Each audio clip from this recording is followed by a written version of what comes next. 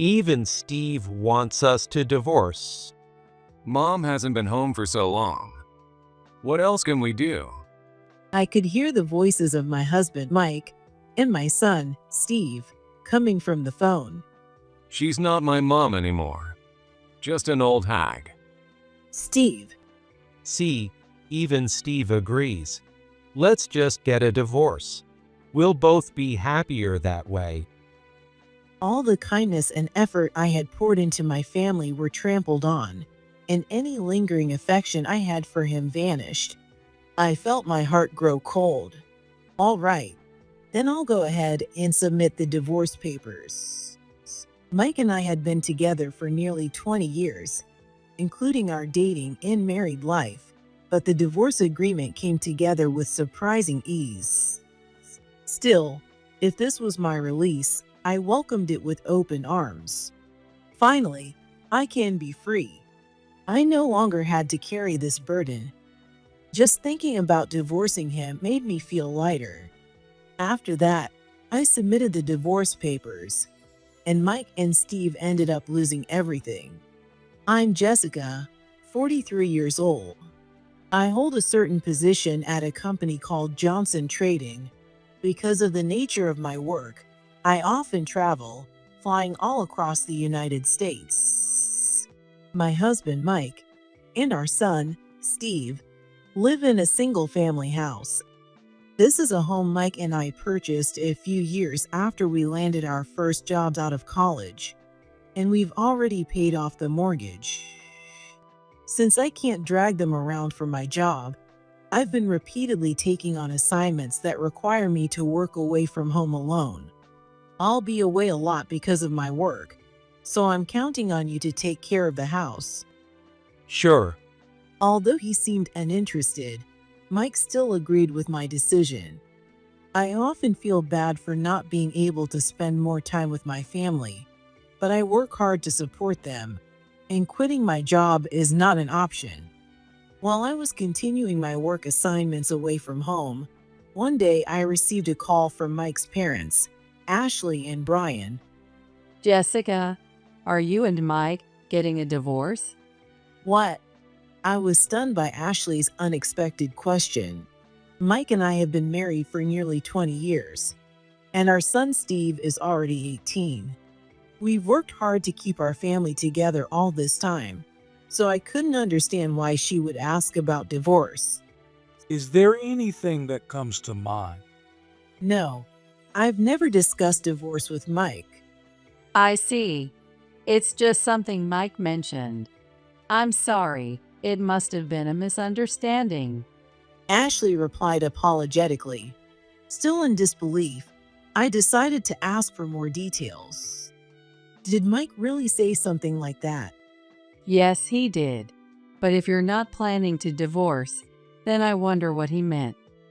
Apparently, while I was away, Mike had hinted to Ashley and Brian that a divorce might be on the horizon. Thank you for letting me know. I'm relieved to hear there's nothing going on. If you ever need help with anything, don't hesitate to reach out, okay? Thank you. I really appreciate everything you do for us. I hung up the phone. I still couldn't figure out why Mike had said such a thing, but I decided to keep Ashley's advice in mind.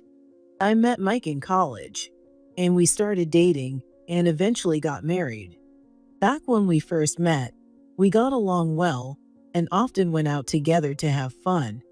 I truly cared for him and cherished the happy times we shared. However, after we entered the working world, Mike began to show his true colors.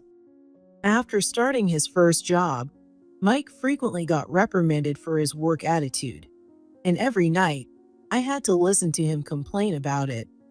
Who does my boss think he is? Acting so high and mighty. Well, you were late this morning, so it's kind of understandable. Tomorrow, I'll make sure to wake you up on time, so let's try our best together. At the time, I wasn't traveling for work yet and was working a typical office job. Stop nagging me.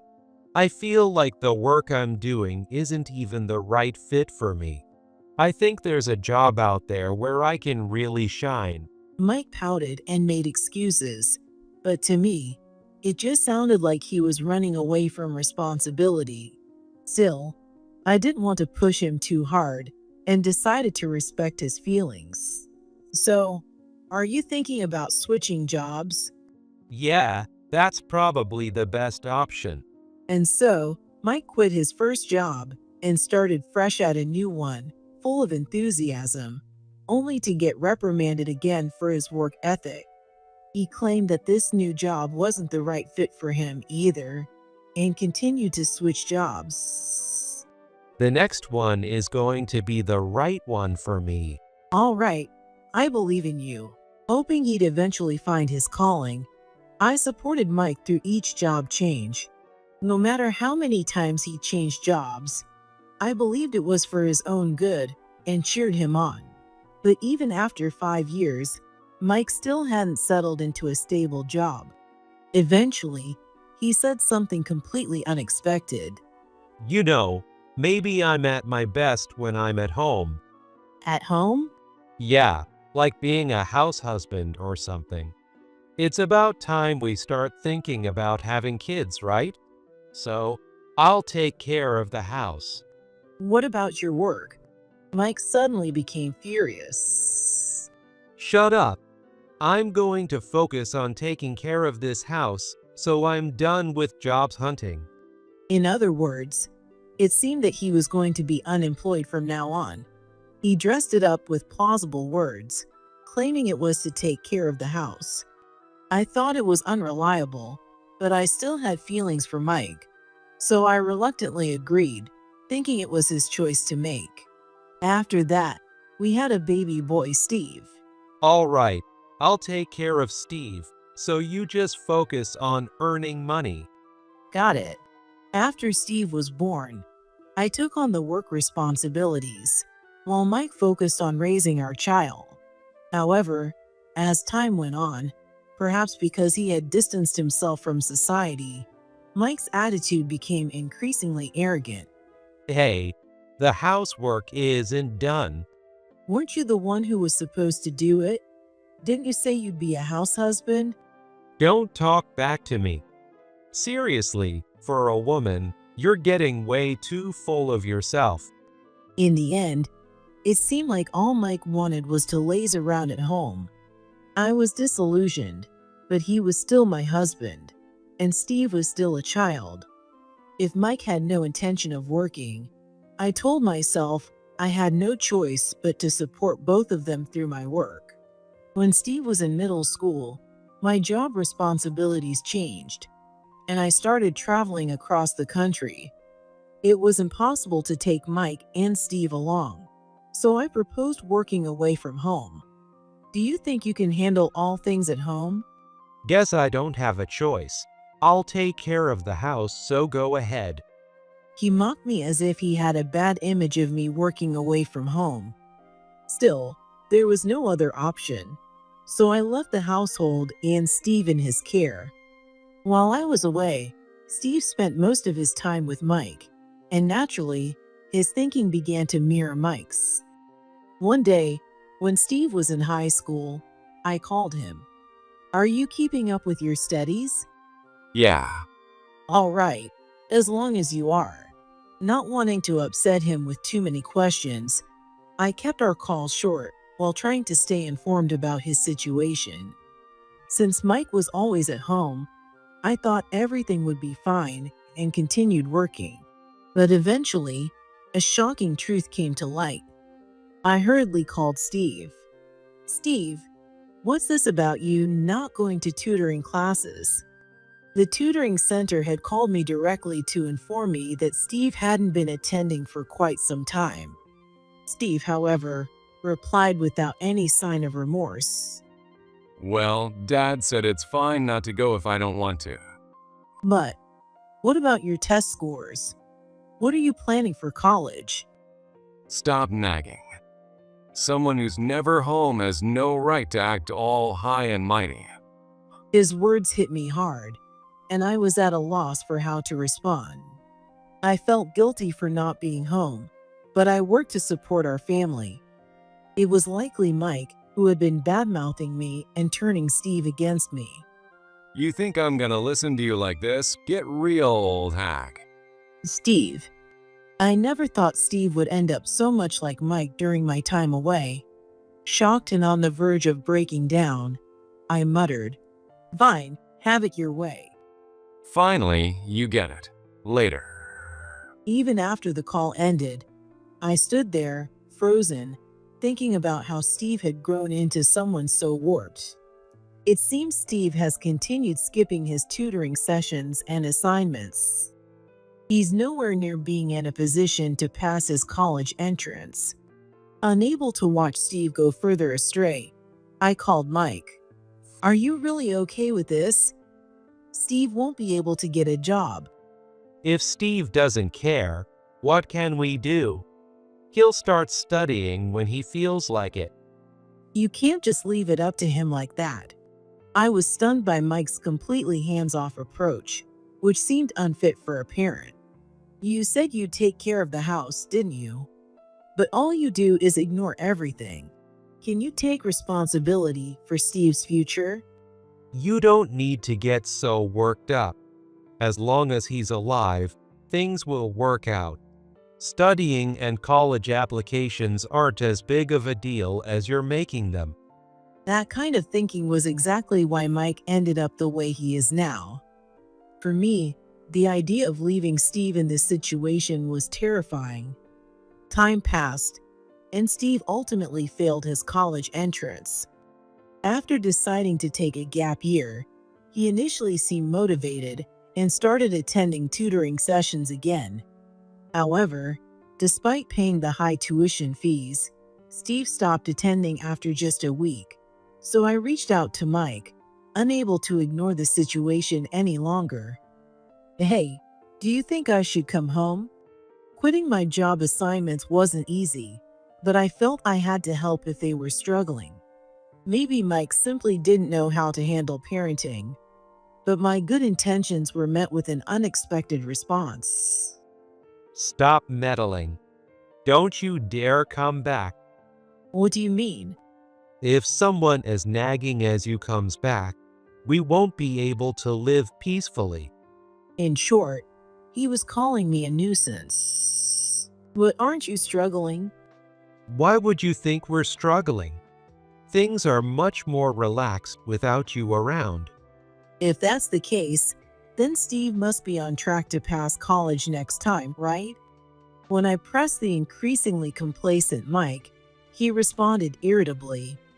That's exactly what's annoying about you. We're having fun in our own way. Are you jealous of how much fun we're having? "How could I be? I'm just worried about Steve."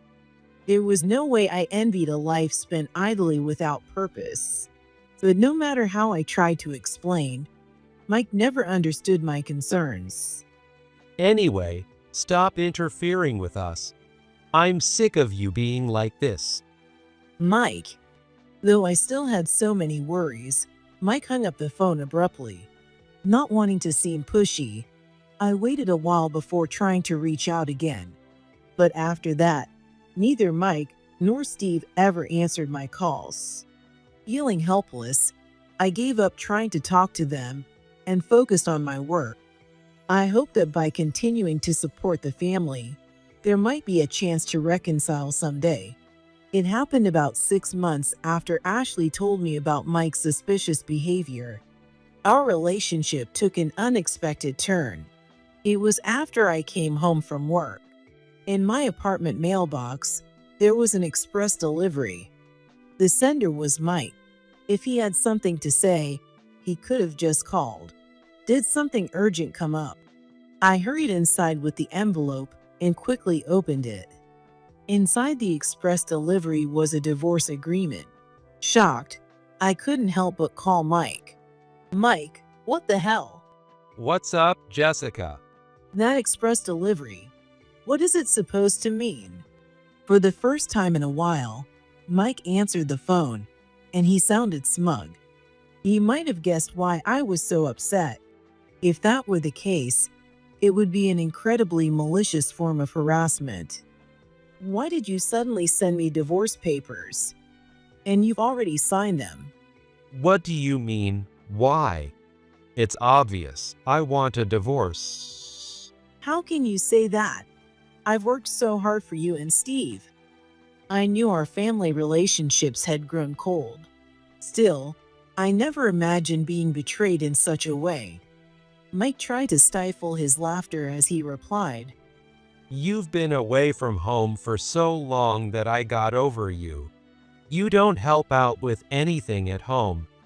It's only natural that Steve and I stopped seeing you as part of our family, don't you think? I asked if I should come home, didn't I? You're the one who told me not to because I was nagging. There you go, talking back again. Either way, the fact is you've been gone for ages. What he said was true, but without my assignments, they wouldn't have been able to live. As I searched for a response, Mike threw another accusation at me. You've been away so much. Are you having an affair or something? An affair? That's ridiculous.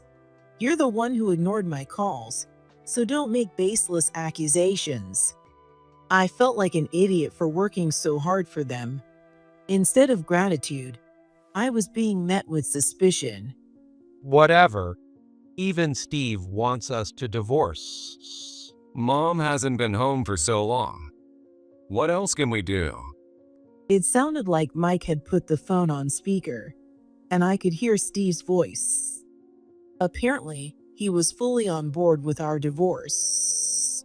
Steve, completely aligned with Mike, chimed in. She's not my mom anymore.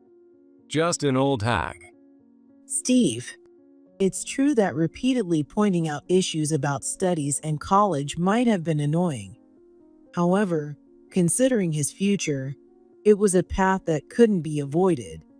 Why doesn't my concern for Steve's future get through to him? See, even Steve agrees. Let's just get a divorce. We'll both be happier that way. Mike said it so casually. All the kindness and effort I had poured into my family were trampled on, and any lingering affection I had for him vanished. I felt my heart grow cold. Are you really sure about this? Yeah, I said I am. Divorce approved. It seemed they couldn't think of anything other than divorce. As frustrating as it was, if that's what they wanted, so be it. I no longer had any lingering attachment to them. All right, then I'll go ahead and submit the divorce papers. You should have just agreed like that from the start. See ya. Sure, thanks for everything. Mike and I had been together for nearly 20 years, including our dating and married life, but the divorce agreement came together with surprising ease. Still, if this was my release, I welcomed it with open arms. Finally, I will be free. I no longer had to carry this burden. Just thinking about divorcing him made me feel lighter. Afterward, I submitted the divorce papers and worked with Mike over the phone to handle the property division documents. Fortunately, we each wanted different assets, so we managed to sort everything out without involving a third party. Mike gained custody of Steve. Additionally, I contacted someone. I have something I'd like to discuss. They listened quietly to my explanation. Perhaps they had a sense this might happen all along. Knowing they were on my side gave me relief. While continuing my job assignments, I managed to finalize the divorce and property division in my spare time. About a month after my divorce, I received a call from Mike. Hello? Hey, Jessica. What the hell is going on? His voice sounded frantic. What is it now? The house is gone. Oh, that's right. The truth was, I had sold the house after the divorce. Since the house had become mine as part of the property division, there was, of course, no issue with my decision. Just now noticing, I sold that house a month ago. You agreed to the ownership arrangements, didn't you? So you have no right to complain now. Still, I didn't think the house would be gone this quickly. What about my stuff and Steve's things? Don't worry. I made sure to leave them with Ashley and Brian. Damn it. But selling the house is just ridiculous. I could almost hear Mike grinding his teeth on the other end of the line. The thought amused me, and I let out a small scoff. And what about your paycheck? My paycheck? We can't live without your paycheck. His absurd complaint made me frown. Why would my salary still go into your account after the divorce? Of course, I change where it gets deposited. You don't care if we can't make ends meet? We didn't agree on child support for Steve, and there's no reason for me to pay alimony since I wasn't at fault. I'm the one who got kicked out of the house. Why should I be responsible for your life after the divorce? Mike should still have some savings from the property division. However, he had squandered most of it on tutoring fees for sessions Steve never attended, leaving only a negligible amount. It was likely insufficient to support their future, which was why he had turned to me for help. Ungrateful. I kept the house running for you. Thanks so much. Staying at home must have been such a tough job. I raised Steve too. Thanks to you, Steve has developed such a bad habit of slacking off. It's a shame, really. It'll be hard to re-educate him to survive in the real world, but good luck with that. Thinking about how Steve had turned out, so much like his father, made me sigh. The idea of him being my son gave me a headache. But since I no longer had custody, it wasn't my responsibility anymore. Unbelievable. You're so irresponsible. Even now, he was trying to pin the blame on me. Unmoved, I hit him with the truth I had uncovered. Do you want to know why you didn't realize the house had been sold? Let me tell you. You. Mike, you've been cheating, haven't you? Mike fell silent, seemingly at a loss for words. It looked like I had hit the nail on the head. No, that's not. And yet you had the nerve to accuse me of cheating. Ashley had mentioned 6 months ago that Mike was talking about possibly divorcing me. After piecing things together, we concluded that Mike had been unfaithful. About a month after Ashley asked me about the possibility of divorce, Mike stopped by his parents' house. Apparently, he had a woman waiting for him outside during his visit. Ashley knew I was away on a work assignment. That's why, at the time, she found it suspicious and decided to question Mike while he was at their family home. Who is that woman? A friend. Jessica also knows her. Really? Well, if you say so. I was just worried because you mentioned divorce. Ashley assumed the woman was a friend of his and someone I also knew. However, Ashley decided to call me just to be sure, and her story surprised me. I don't know any woman like that. Then who is she? Sensing something was off, I pressed for more details. As we pieced together what we each knew, it became clear that Mike was having an affair. Ashley, visibly shaken, apologized to me profusely. It seemed that Mike had brought up the idea of divorce in front of Ashley as part of his plan to remarry the other woman. But now that the woman has dumped him, he's trying to return home, only to find it's gone. Isn't that about right? Mike fell silent, as if I had hit a nerve. Looking back, his insistence that I not come back home was likely because of his affair. Then, in a panic, Mike began making excuses. I was just away for a while because of something I had to take care of. What kind of something makes you leave home for an entire month? I went back to my parents' place. He spouted what sounded like a plausible reason, but it was clear he was grasping at straws. I've already confirmed with Ashley and Brian that you didn't visit them even once in the past month. Called out on his lie, Mike fell silent again. Then, he quickly tried a new excuse. I was on a trip. A trip? Don't lie to me. With the limited amount of money you got from the property division and no job, there's no way you could afford a month-long trip. Having his lies thoroughly dismantled, Mike stammered and finally confessed. A woman. A woman? As I thought, Mike had been cheating. Yeah, I was deceived by a woman. Can you be more specific? She said she loved me, that she wanted to live with me, so I believed her.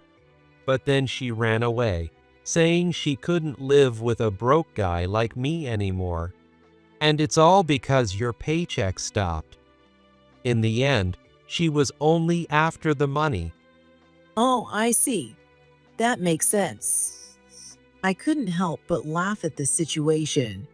It was poetic justice. Did you tell her that paycheck was your own income?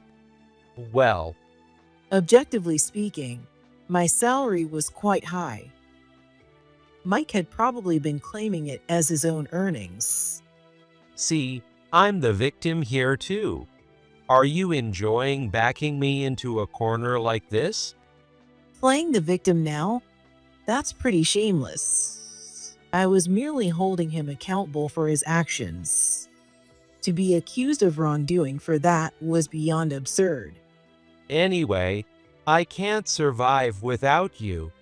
The fact that he was only now realizing this left me speechless. No matter how much he tried to act superior, Mike was still unemployed and incapable of living without relying on someone else. Let's call off the divorce. I want us to remarry and live together again. His audacity irritated me. You sent me divorce papers via express mail, and now you want to take it back. Don't you think that's a little too convenient? Please, I'm begging you. Do you have any idea how devastated I was when I opened that envelope?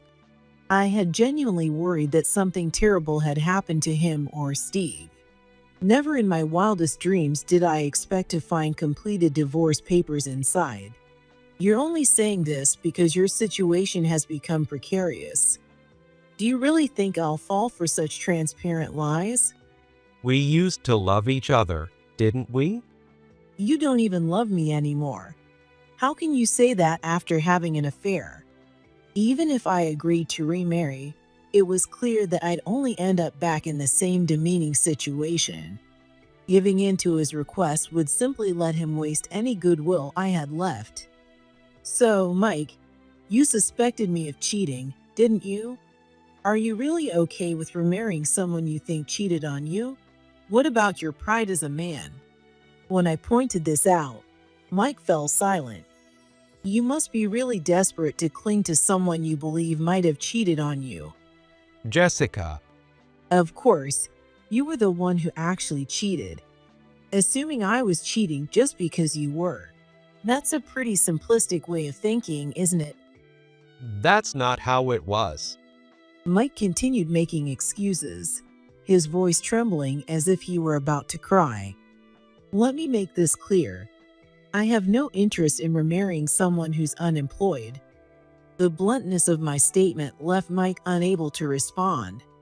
For years, I had believed he would eventually find a job, patiently supporting him without mocking or criticizing his efforts. But realistically, most women wouldn't even consider an unemployed man as a partner. So, that's how it is. I won't be remarrying you. Figure things out on your own. Wait, Jessica. I heard his anguished voice, but I ignored it and hung up. After blocking Mike's number, I received a call from Steve instead. Help us, Mom. Steve. Steve was probably in a pretty desperate situation as well. With no money or place to stay, he seemed to be wandering aimlessly. Still, I never thought I'd feel so little sympathy for my son asking for help. Why should I help you? According to you, I'm not even your mother, right? Well, that's. Steve had refused to acknowledge me as his mother and had even called me an old hag. No parent could remain unaffected by such cruel words from their own child. I admit I'm sorry for not being able to come home. But even you should understand that if I didn't work, you and Mike wouldn't have been able to live, right? Well, Dad said. What did Mike say? He said men just need to stand their ground, and women will naturally follow. Hearing such an absurd belief, I let out a sigh. So the two of them neither worked nor studied, lounging around the house like kings. And in the end, Mike cheated. Living lavishly off my money must have been quite enjoyable for them. I understand the situation, but I've already divorced Mike. We can still fix this. Do you think so? And by the way, you also agreed to the divorce, didn't you? I remembered Steve laughing mockingly at me over the phone when the divorce papers were delivered. Hearing this, Steve hesitated. And you chose to stay with Mike, didn't you? Well, yeah, but. Which is why I don't have custody. I no longer have the right to call myself your parent. Don't you have a new mom? If you're in trouble, you should ask her for help. In a pitiful voice, Steve began to explain. Our new mom ran away. She found out Dad had lied to her. Lied about what? He told her he was single. I couldn't help but laugh. It seemed the woman didn't even realize she was having an affair. Mike had deceived her into a relationship. No wonder she was furious when she found out. Mike claimed he had been tricked by a gold digger, but clearly, he had conveniently twisted the truth when telling me his side of the story. So we got kicked out of the house we were living in. It seemed they were now turning to me as their last resort. I didn't mean to treat you badly, Mom. Dad told me to. I promise I'll do better from now on. So please help us. Did he really think blaming everything on Mike would earn my sympathy? It's pathetic to hear such excuses from an 18-year-old. I decided to ask Steve something I had been wondering for a while. Before you start saying all this to me, what happened with your college entrance? Are you studying properly? You're still attending tutoring sessions, right? Well, I mean, I've been going to tutoring. You're skipping them, aren't you? He fell silent, unable to respond. You've been skipping sessions even though someone else is paying a lot of money for them. And you had the audacity to insult me. It's unbelievable. This mindset was clearly the result of Mike's influence. Still, I felt no sympathy at this point. Before you start blaming me for everything, maybe you should either focus on your studies or start preparing for a job. Wait, I really will study from now on. I'll start going to tutoring sessions properly. That excuse sounds just like something Mike would say. Not once have I seen those words lead to anything meaningful. Looking back on my days with Mike, he always made excuses to get by and never took real action. Anyway, I have no intention of helping you. Take care. Mom. Ignoring Steve's plea, I hung up and blocked his number as well. A week later, I had an appointment to visit Ashley and Brian. The purpose was to update them on the situation and confirm our mutual desire to maintain a good relationship. Thank you for coming, Jessica. They were already in their 70s and lived a peaceful life, tending to their garden. Even as my former in-laws, they had always treated me kindly. I appreciate you making time for me today. Not at all. After all, Mike caused you so much trouble. We moved to the living room, planning to discuss our future at a leisurely pace.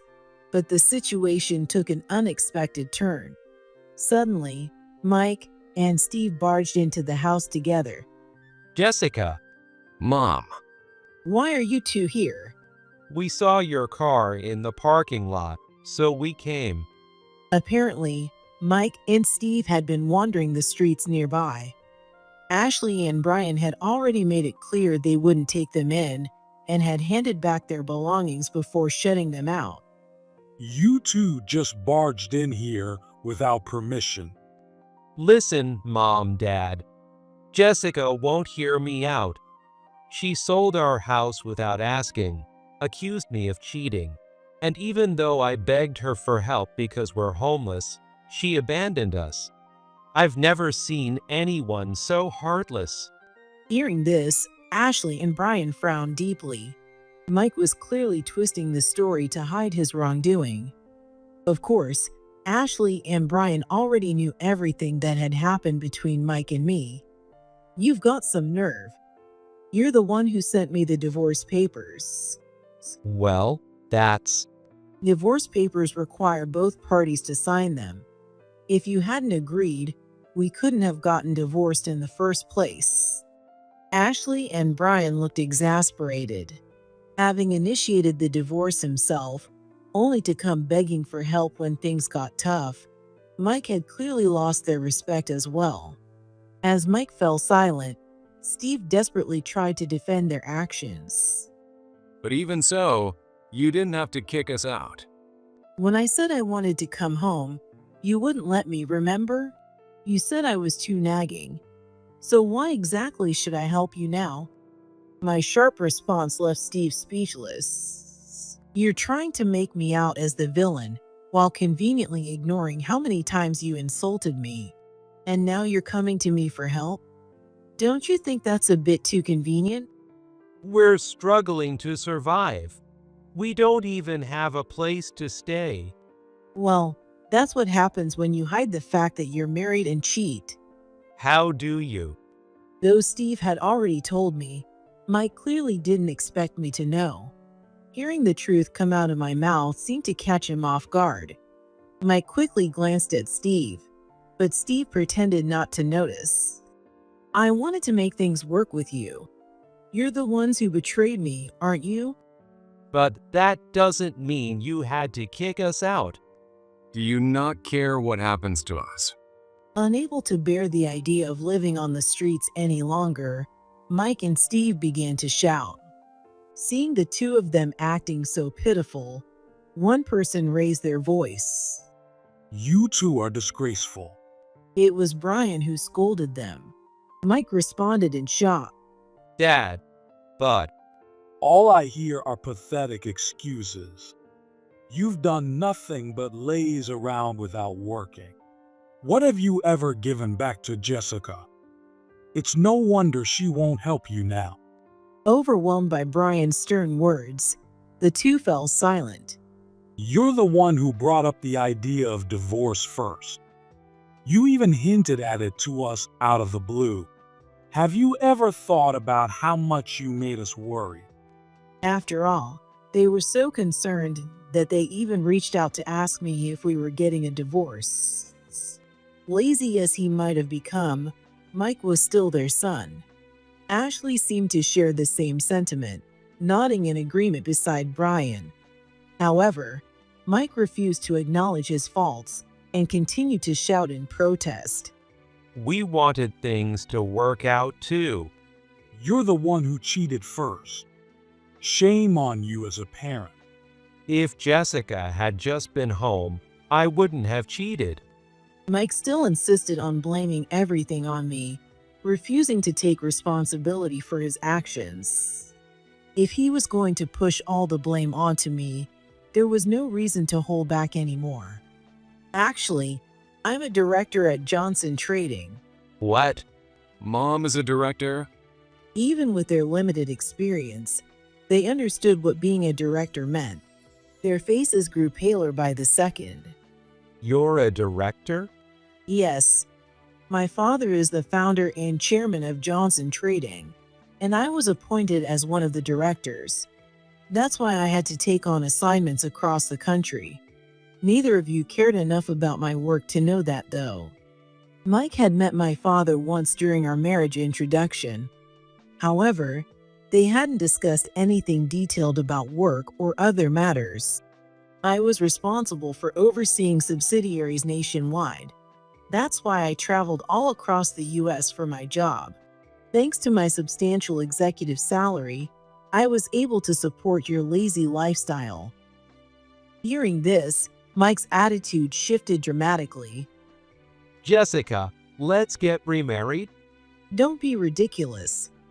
Aren't you embarrassed to suggest remarriage just because you've realized my position?